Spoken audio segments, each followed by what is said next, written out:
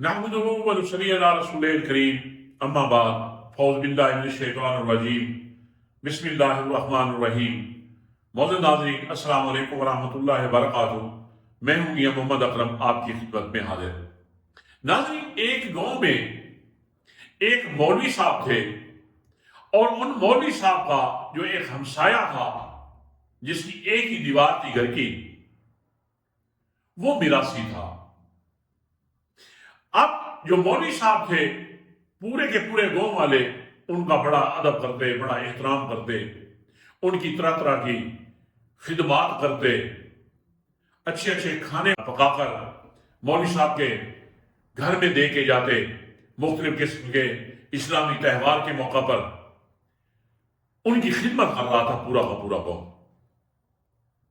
ایک دن میراثی کے اندر بھی ایک انگڑائی پیدا ہوئی، اس نے بھی ایک انگڑائی دی کہ کیوں نہ جس طرح یہ مولوی صاحب مزے کر رہے ہیں، میں اپنے بیٹے کو کیوں نہ مولوی بنا دوں۔ تو اس نے اس مقصد کے لیے اپنے بیٹے کو پڑھنے کے لیے شہر بھیج دیا کسی مدرسے میں۔ وہ کئی سال وہاں پہ پڑھتا رہا۔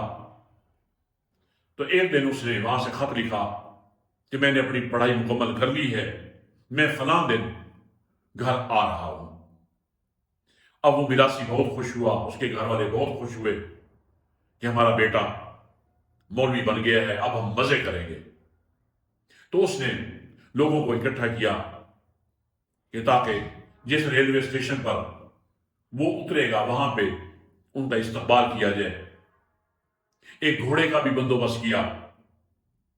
اب ایک قافلہ لے کر اپنے بیٹے کو ریسیو کرنے کے لیے ریلوے اسٹیشن پر پہنچ گئے۔ بیٹے کو ملے، بڑے اس کے گن گائے، بڑا اکرام کیا، پھولوں کے ہار ڈالے،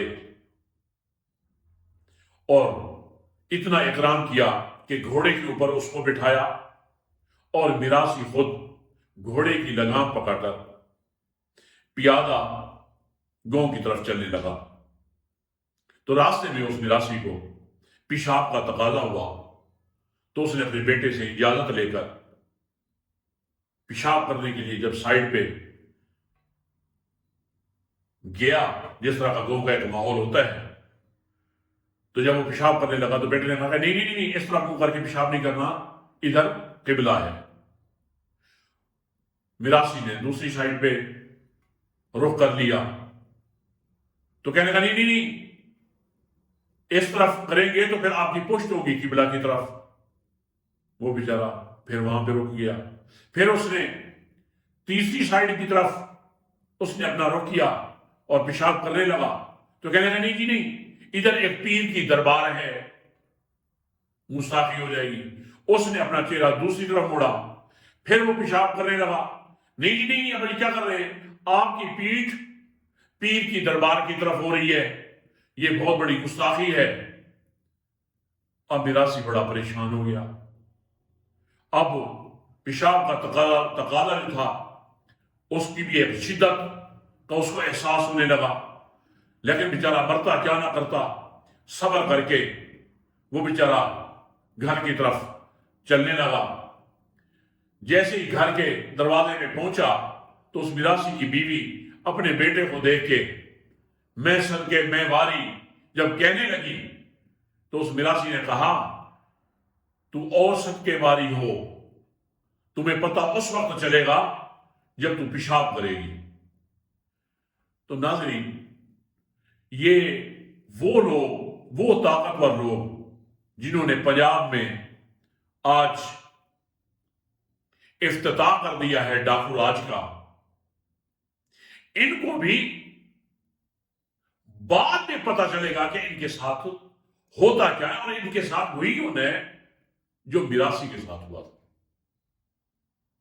ناظرین، ایک کلپ چل رہا تھا جو دیکھا کہ عظمہ نام کی ایک خاتون ہے مسلم لیگ نون کی، وہ جب انہوں نے ہماری وزیر اعلیٰ مریم نواز صاحبہ نے جب حلف اٹھا لیا تو اس کے بعد وہ مبارکبادی کے لیے جا کر اس کے گلے ملتی ہے، وہ خاتون تو بڑی نفرت سے وزیر اعلیٰ صاحبہ مریم نواز صاحبہ اس کا ہاتھ جھڑک دیتی.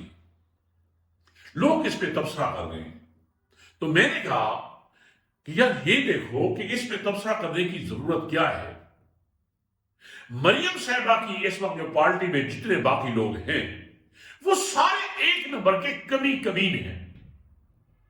نہ ان کے پاس عزت، نہ ان کے پاس غیرت، نہ ان کے پاس شرم، نہ ان کے پاس حیا. یہ کمی کمین ہے. کمی کمین کا معنی آپ یہی سمجھتے ہیں کہ جو آقا کہتا رہے وہ گالی دے تو جی سرکار، وہ ملامت کرے تو جی سرکار، اور جن کے پاس غیرت تھی تھوڑی بہت وہ پارٹی چھوڑ کر چلے گئے. باقی بچے ہیں کمی کمین. ان کے اندر یہ جرات ہے نہیں کہ یہ ان سے سوال کریں کہ آخر وزیر اعظم یا وزیر اعلیٰ صرف شریف خاندان سے ہی کیوں؟ کیا یہ ملک ان کے ابا کا ہے؟ یہ کسی سے کوئی، یہ اللہ تعالیٰ سے کوئی ایگریمنٹ کر کے آئے ہوئے کہ ہمیشہ یہی حکمران بنیں گے؟ لیکن ناظرین ان کو قبول نہیں کریں گے.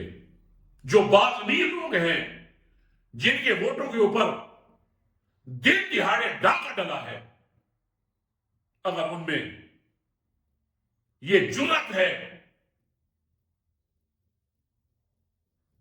اور ہوگی انشاءاللہ، وہ ان کو قبول نہیں کریں گے. ناظرین یہ جو اس وقت حکومت کی تشکیل ہوئی ہے وہ اگر سندھ میں ہوئی ہے تو یہ حکومت بھی 47 نمبر کی حکومت ہے. پنجاب میں ہوئی ہے تو یہ بھی 47 نمبر کی حکومت ہے. اور اگر فیڈرل میں بھی اگر شہباز شریف وزیر اعظم بن جاتے ہیں تو ان کو بھی 47 نمبر کی حکومت عوام تصور کریں گے. اور یہ ان کا مقصد، جس طرح کی مریم صاحبہ تقریر کر رہی تھی کہ یہ کریں گے وہ کریں گے، یہ وہ کریں گے جو امریکہ چاہے. یہ امریکہ کے پالتو ہیں. ان کا عوام سے کوئی سروکار نہیں. انہوں نے جو پہلے سالوں میں کیا ہے اب بھی یہ وہی کریں گے. ناظرین اس دعا کے ساتھ اجازت چاہتا ہوں کہ اللہ تعالیٰ ہمارے ملک کا حامی و ناصر ہو اور اللہ تعالیٰ ہمیں جلد حقیقی آزادی کی نعمت سے نواز دے. اسی کے ساتھ اجازت چاہتا ہوں. السلام علیکم ورحمۃ اللہ وبرکاتہ.